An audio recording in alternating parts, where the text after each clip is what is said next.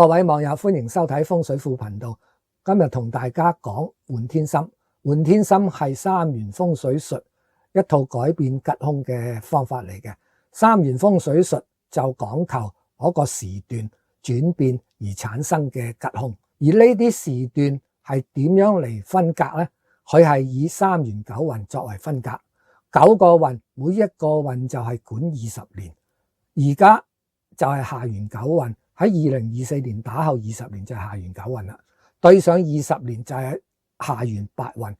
我哋如果喺下元八運住緊嘅樓，一去到下元九運呢，喺三元風水嘅理論嚟講呢，就已經係失去咗嗰個好風水嗰個嘅性質噶啦。咁然之後呢，我哋就去換天心，換咗天心之後就會產生一個好嘅情況出現。關鍵嚟啦，換天心我哋係要睇埋佢一個嘅坐向嘅，24個坐向，唔係每一個坐向喺下元九運裏邊換咗天心都係好嘅。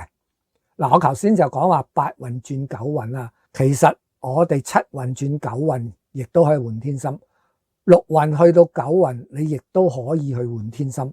咁到底換天心係點樣呢？而坊間啲風水佬、術數佬就提供兩個嘅意見。嗰個方法就係將我個瓦面，即係話天花就揭起佢，令啲陽光透入嚟，跟住就將我笪地翻起佢，尤其是中間嗰個嘅位置重鋪個地台，換窗門，將我個灶頭拆咗去，換灶頭，所有嘅設計可以跟翻以前嘅一樣。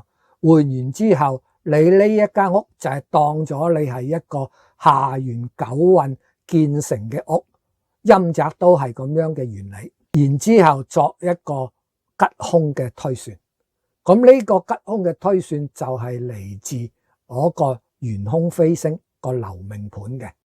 我哋先睇圓形嗰邊啦，圓形嗰個位就係24山嚟嘅，呢一個就係愛嚟量度嗰個屋嘅坐向嘅，係一個羅盤其中嘅一格嚟。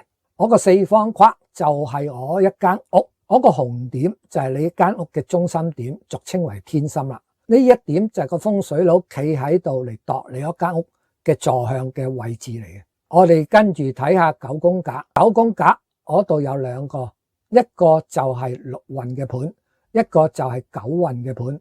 我哋先睇六運嘅盤，嗱，嗰個中國數目字啊，我哋然之後就呢個中國數目字，我哋就稱為咧流運盤，六運啊嘛，流運盤。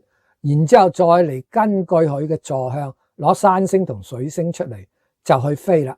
飛完之後，我哋就睇下六嗰粒阿拉伯數目字就走咗去邊度。咁我哋就見到六嗰兩粒字咧就走咗去前邊，前邊我哋就稱為水位。左個就係稱為後邊啦，後邊就稱為山位。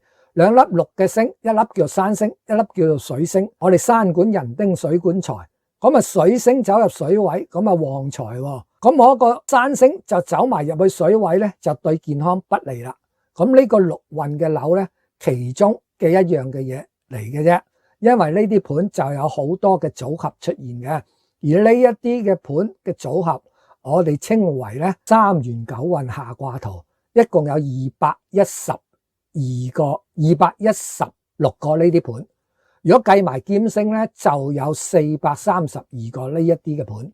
而呢一啲嘅盤有7成咧起咗出嚟咧係唔用得嘅，即係話你即使去換天心啦，未必係得到一個好嘅風水嘅格局。好啦，我哋再嚟睇埋呢個下元九運起好嘅樓啦。嗱，呢個樓同六運嗰個樓同一嘅坐向，咁我哋假設係同一個間隔都得。咁同一嘅坐向，我哋亦都係咁攞粒九嘅星就係放入中間，然之後就水星、山星就再嚟飛啦。我哋發現咗嗰個九嗰兩粒星就走咗去山嗰個位嗰度喎。咁啊山管人丁啊，咁呢個咧就健康。水管財，水星走埋去山位咧，就水星上山。咁呢個情況就係咧旺丁就損財。嗱，丁咧唔係話生得幾多，呢個同健康絕對一個直接關係嘅性質。你睇完呢兩個盤之後呢，你就會明白我哋換未必一定係得到一個理想嘅風水局出現嘅。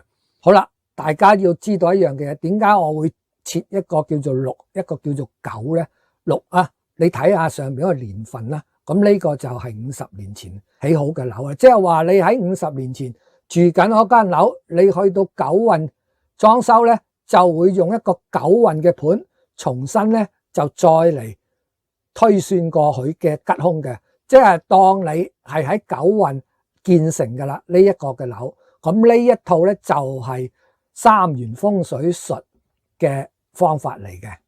喂，師傅到底點啊？聽完你講到底係換定唔換啊？我個人嘅意見呢，就多一事就不如少一事，唔好換啦。因為呢，換天心得出嚟嗰個結果呢，係趨向於好嘅，係比較少嘅，而換完之後呢，更加差嘅呢，係偏向於多嘅。況且我哋風水有好多嘅嘢係要兼顧嘅。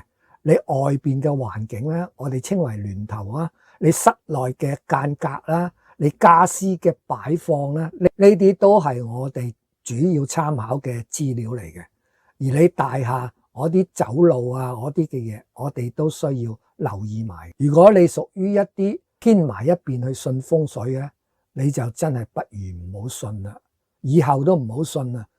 乜嘢係偏埋一邊呢？有個人出嚟講俾你聽，呢個就必殺技嚟嘅。啊，你揀到乜嘢嘅坐向嘅樓就一定行運噶啦。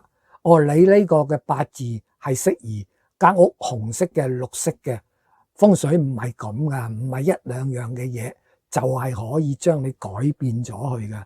風水係要顧及好多嘅嘢，我哋去推算同埋規劃一個吉嘅樓宇，係需要好多術數嘅資料嚟考慮嘅。現代嘅無論陽宅與陰宅都好，有好多嘅限制嘅。嗱，先講陽宅啊，我哋點樣去改變個廁所啫？點樣去拆咗個廚房？呢度係風力場，呢一度呢就係一啲去水位，唔可以改嘅。你啲大契、你啲公契一定唔可以俾你去改呢一啲咁樣嘅嘢。好啦，一啲陰宅啦，陰宅香港嚟講呢，就基本上冇得俾你去揀嘅，排住隊派俾你嘅，有得揀都未必揀到一啲好嘅坐向，你唔會話四方八面任你向噶嘛。所以我哋信風水都好，就係採取一個隨緣嘅性質啦。啊，福人就住福宅，先人就葬福地，所以好多嘅嘢真係隨緣好啦。多謝大家收睇。